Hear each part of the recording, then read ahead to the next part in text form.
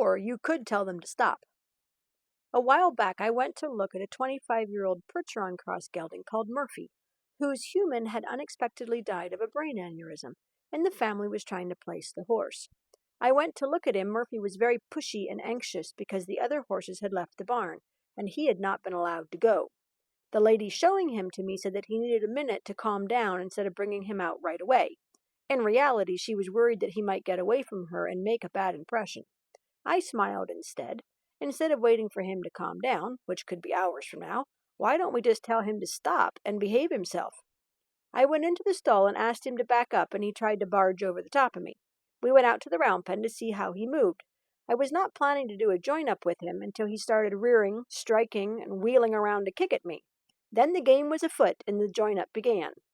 Very quickly, he and I reached an understanding that life would be a lot less work if he remembered his manners.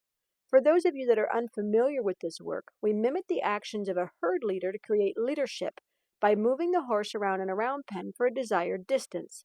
The horse communicates his willingness for the human to be the leader through a series of gestures, and the partnership begins. I told the lady that I had been using Monty Roberts' techniques for almost 30 years, and I am one of his instructors all the way back since 2000. A few days later, I went back and picked him up for a 30-day trial to see if he would settle down and see how rideable he actually was. The owner of the farm said that she'd heard he was bad to load. I shrugged my shoulders and said maybe. He tried once to barge past me, and I backed him up quickly. Instantly, he remembered our conversation in the round pen and mannerly hopped right on the trailer. The lady was shocked. A few days later, we found out that he could push past and pull away from anyone not paying attention. Under saddle, however, he had all the bells and whistles.